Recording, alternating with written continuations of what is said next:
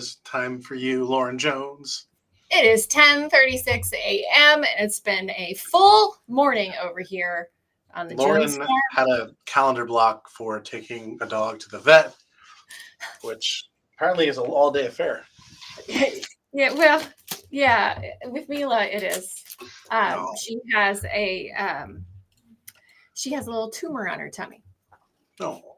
Yeah, I know. And so we're having it biopsied, and we have 6 dogs, right? So my vet knows us exceedingly well. I love when you use the word exceedingly in the appropriate place. All right. Guys, if you don't know, I'm Rob Mann. I am your co-host. With me, I have the beef jerky loving Lauren Jones. What's up? Stuffing face recording podcasts. It's a new multitasking level of genius that we have going on today.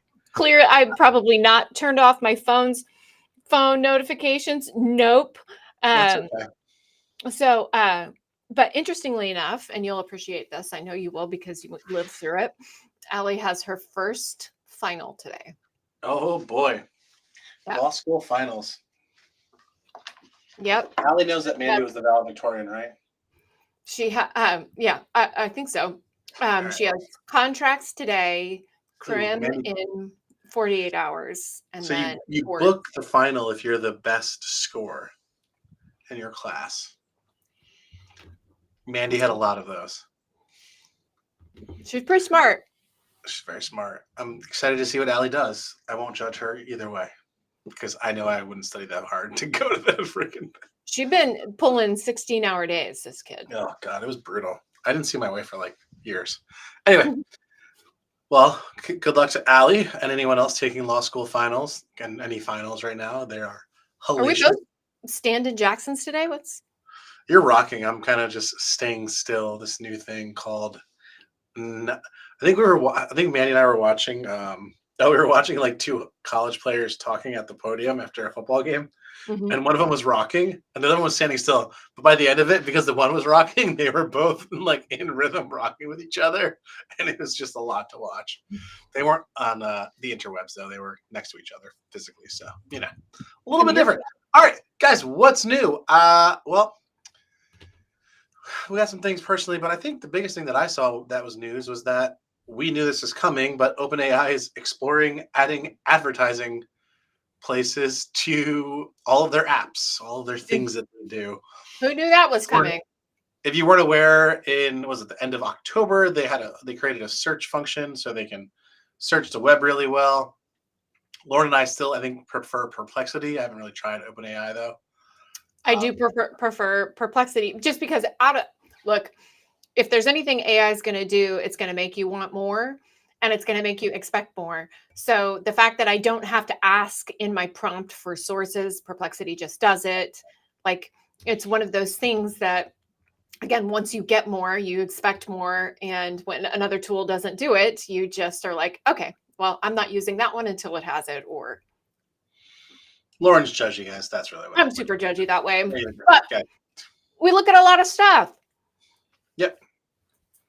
And then I think maybe most importantly is we keep seeing people reaching out to us to entertain them for their SKO, aka teach the supercharge your desk with AI course at their SKO. And Lauren is very entertaining when she's teaching this, which is why I led with entertaining them. And Lauren, so anything you want to share? So the supercharge your desk with AI or supercharge your agency with AI, this course has morphed over the course of the last 18 months that we've had it, maybe 2 years that we've had it running. I think it was 18 months. Last year we were feverishly busy with it. And this year we have continued to be very steady. Now, what's interesting is the statistic from SIA that says, 48% are already using AI, 48% intend to use it, and the other 4% have their head in the sand. And I don't know what's happening with them, but for the 40% that are gonna do it, right, that are gonna New Year's resolution it, or next year's gonna be our year, I would say start with education. Like the two things that the one question I get asked the most is where do I start? And the two places to start are policy and education. And this course is a great crash course in prompt engineering, kind of understanding the genesis of why we are where we are, the specific pressures that are on agencies, recruiters, and salespeople, and managers, quite frankly, to do more with less. That's the biggest water bottle I've ever seen. And oh my gosh, that is 1.4 liters, 48 fluid ounces, Lauren. 48 ounces of. I mean, tea in it. Oh, you've got tea in it. I thought the whole thing was kombucha. I was like, you was at are one going to have a stomach ache. But if you drank all of that in one sitting. Oh, no, that was like a 5-day. That's okay. a 5-day. Yeah. Like that much kombucha is too much. Squirrel. Kombucha. Lauren is officially squirrel. Okay, sorry, squirrel. Anyway, on the AI course, guys, this is a prompt engineering masterclass. This is most practical applications for sales and recruiting and managers. This is a fast how-to on some of the ancillary tools that can help you be more efficient as leaders within your agency for managers as well, owners.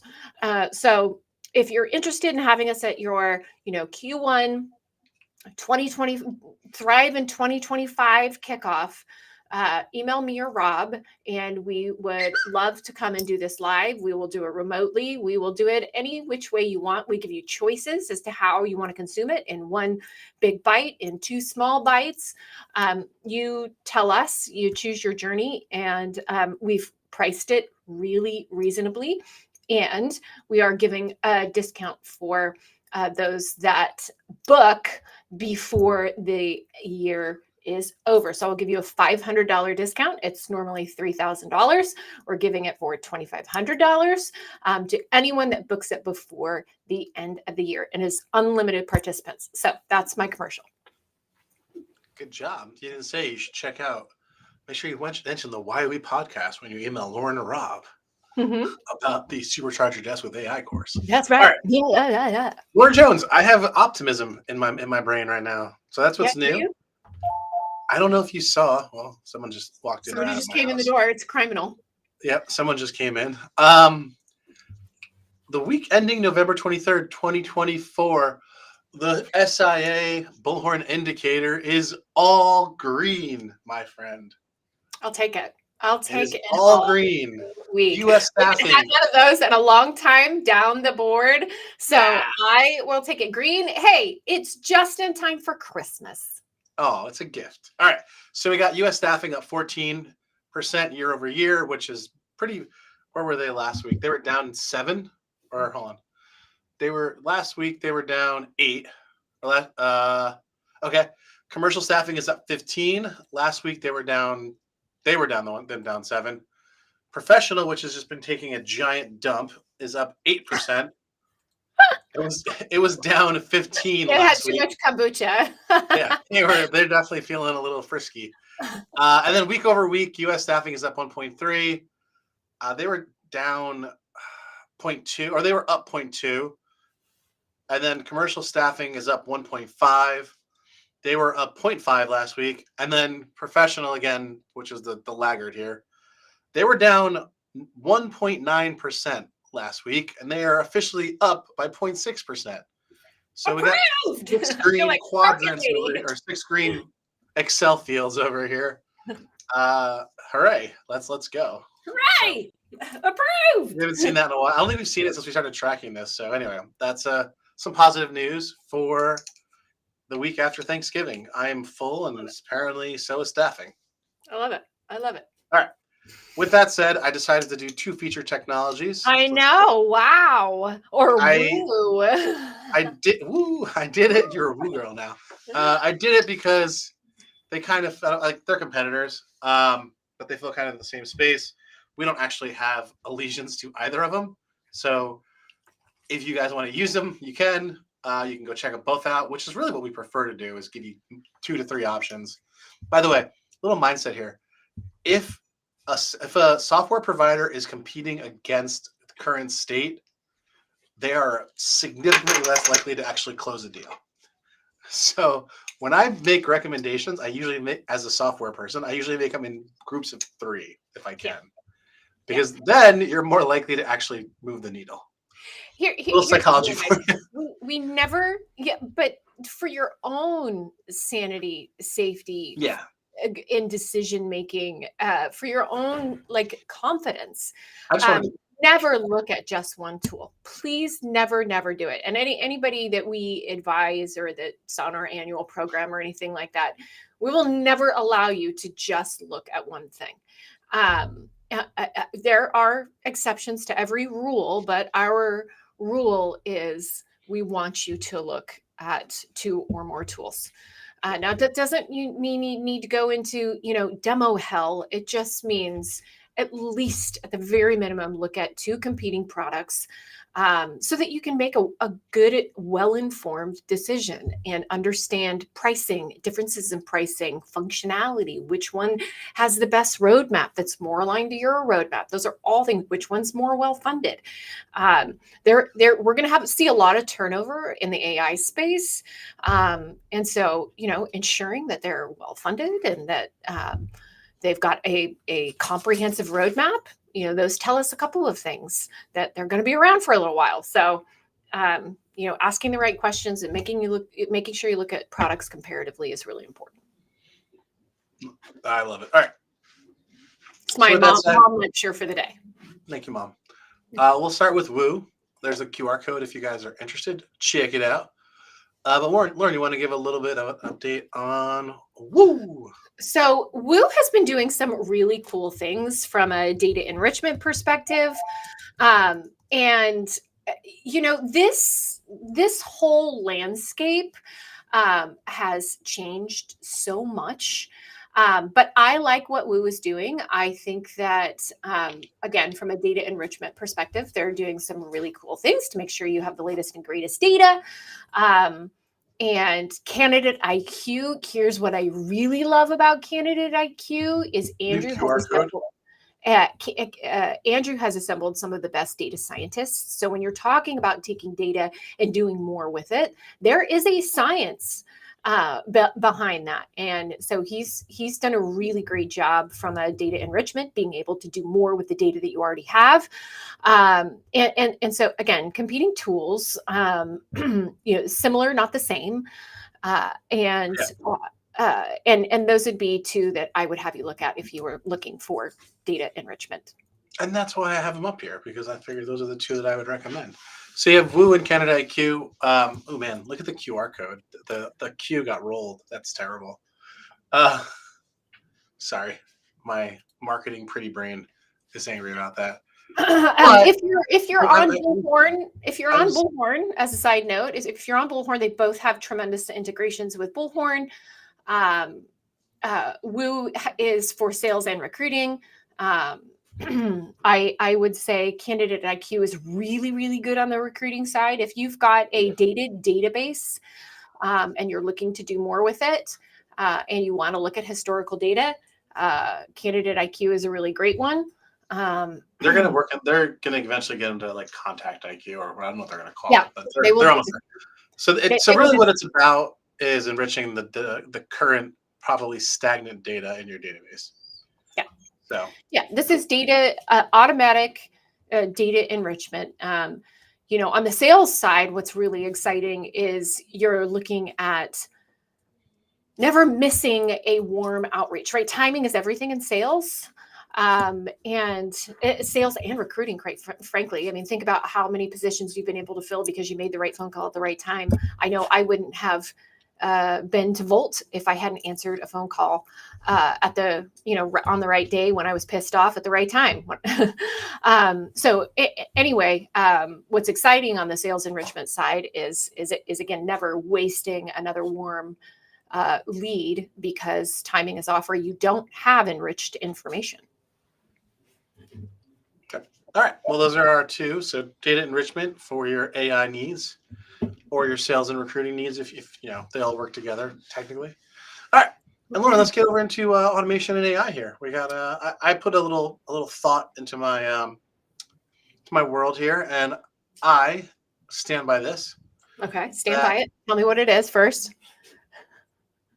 You never. Well, no. I'm just need to read the notes. So one of the things I've been looking at is that we're talking a lot about AI agents, Mhm. right?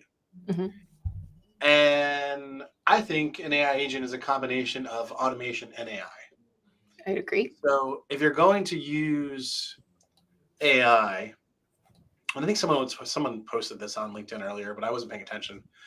But I didn't combine the two, but like you need AI and automation to work together.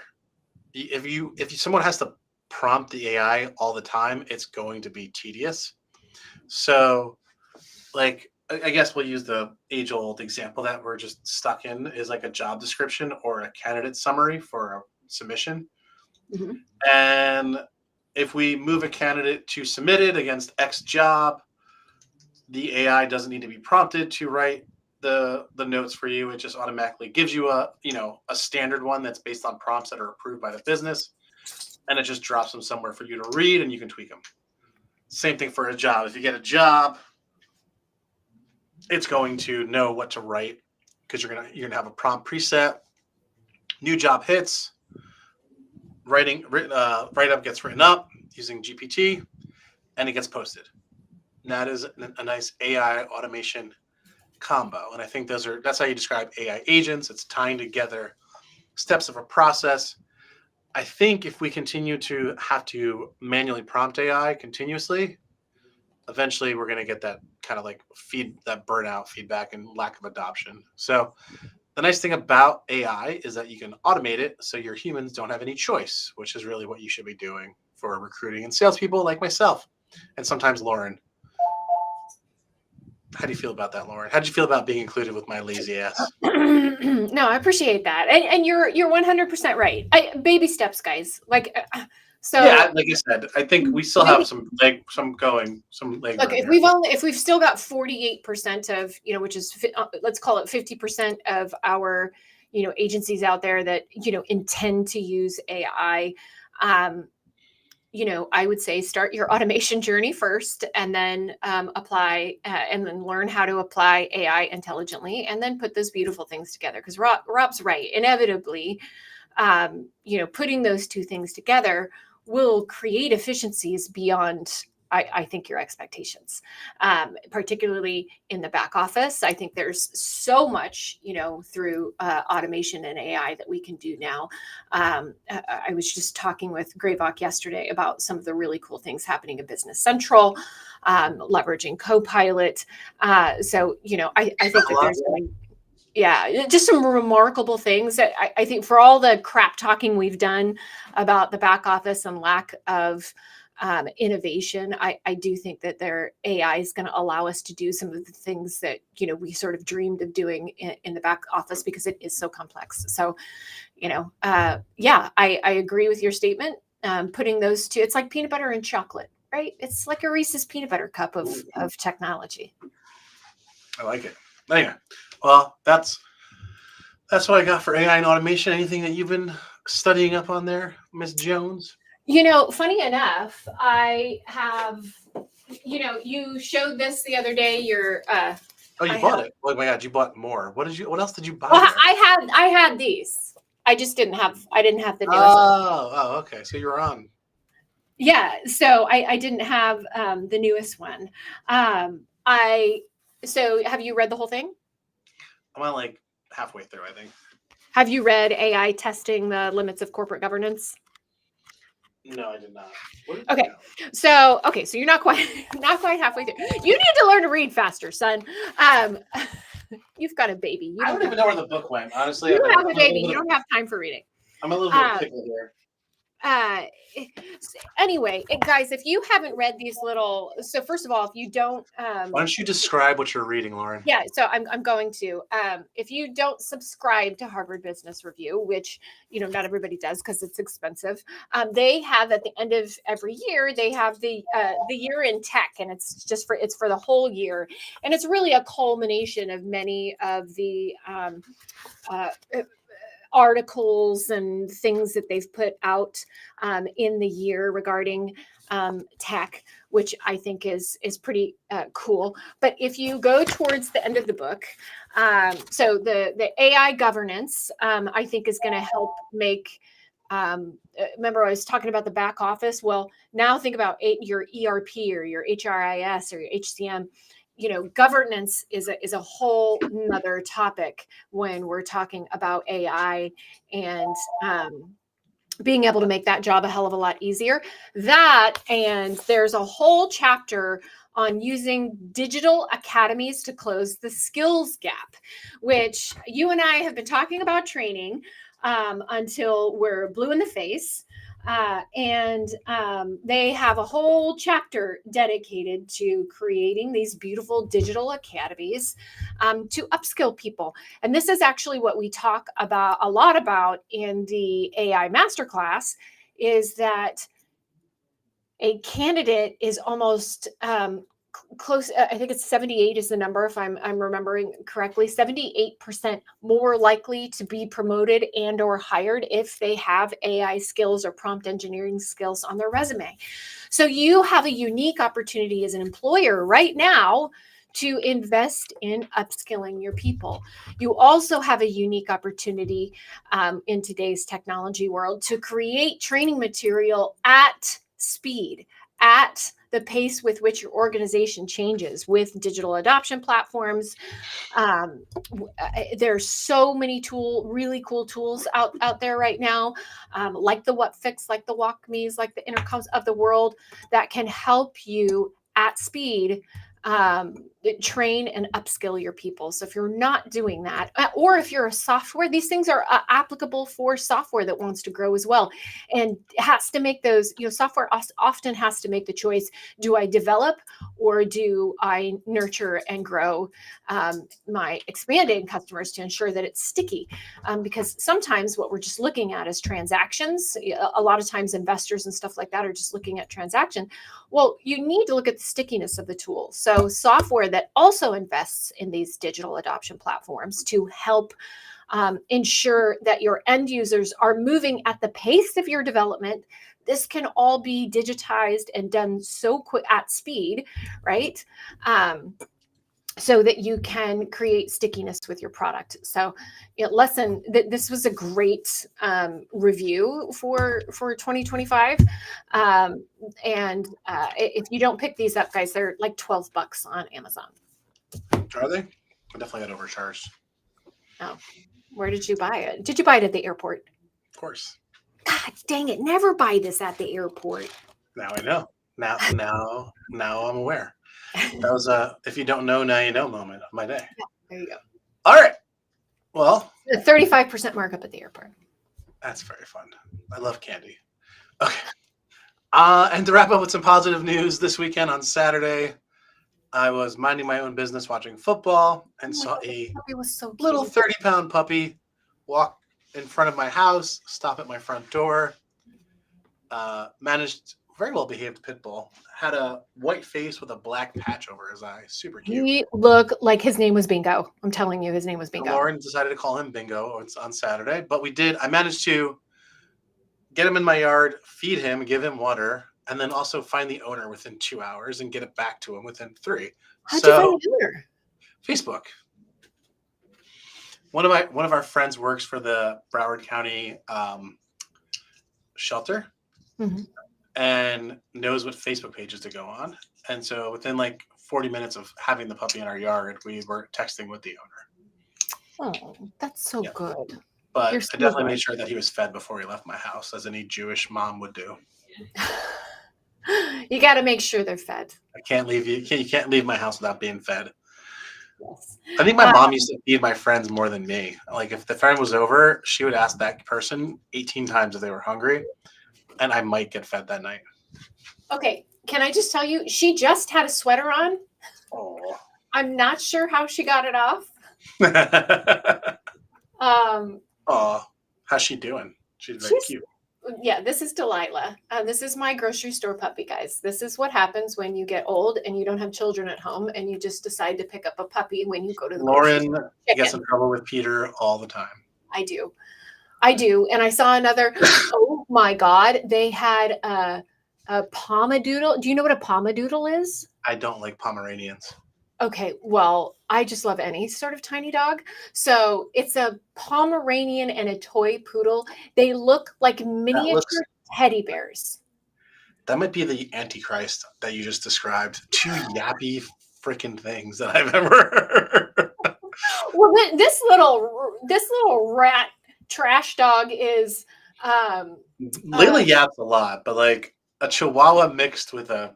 She's a Chihuahua and Jack Russell, so she's super yappy, but super affectionate, clearly, and super much. Lauren has officially been groomed on both sides of her face. Yes, she may or may not have gotten some tongue action from Delilah. I did. Delilah did not confirm. By the way, the only human being that Layla kisses on the mouth is Mackenzie. It is so confusing. It's so confusing. Because she does not kiss any of, like, me, my parents, my in-laws, my wife. She has never kissed any of us near or anywhere near our mouth. But Mackenzie tries to make out with Mac at least 4 or 5 times a day. She's big. She's being a big sissy. She is most certainly being a big sissy. Yeah. All right. That's good stuff. Well, anyway. Okay, so positive news on Bingo finding. Okay, what was Bingo's actual name? Carlos? Shut your mouth. I swear to God, the guy got out of the car and called him Carlos. That is amazing. So I love, guys, if you don't know this about me and my farm animals, is I love animals with very human names. Like you won't find me doing like Cupcake or like Bingo or Oreo. Like that's just not typically something that I will name an animal. I like Kevin and Michael. And because I think it's hilarious. Justin Timbergoat, right? Like Mike, my goat, like, hey Mike, hey big Mike. Like he's the biggest, whitest goat that I have. He's a goat? Yeah, he's a goat, and his name is Mike, and it's amazing. And we had Tyler, who was our ram. I mean, I love like regular, and I want. A ram? I had a ram. Yeah. How did that work out? Well, he was the like a duck. No, call him. He was the. I'm so pleased with myself. I don't even care anymore. I know. He was the ram-horned sheep that we had, the Barbados. So he would, Tyler was. That's way too complicated for ram culture for me. Yeah, he was the Barbados. All right, well, guys, let's wrap this up before Lauren tells us about all of our animals today. I will too. I had chickens. They were all old lady names, like Golden Girls, like Pearl and Margaret. Actually, Golden Girls, guys, we got to really go. Like if I let this happen, we're gonna spiral out of control, which we already are. Last week was me. This week is you. This week it was me. So, but guys, thank you so much for listening. You know, we've had great growth on the show over the course of the last year. It's really becoming a thing. So we appreciate you listening. Appreciate you telling the next person that you know about the show. I think every time Rob and I go to a conference, people come up to us and say, "You're the only show we listen to get our tech news, our real tech news in the industry." So we appreciate comments like that. Keep them coming, and we'll keep making great content. Yeah. Tell your friends, unless you don't like them and you want to beat them in business. But That's right. That's right. All right, Lauren, great hearing from you. Delilah, always a pleasure seeing you. If you guys are looking for something for your sales kickoff, don't forget to mention the podcast. We'll give you the $500 discount anyway, but we just want to hear if you're listening. And all right, bye. Go do something good.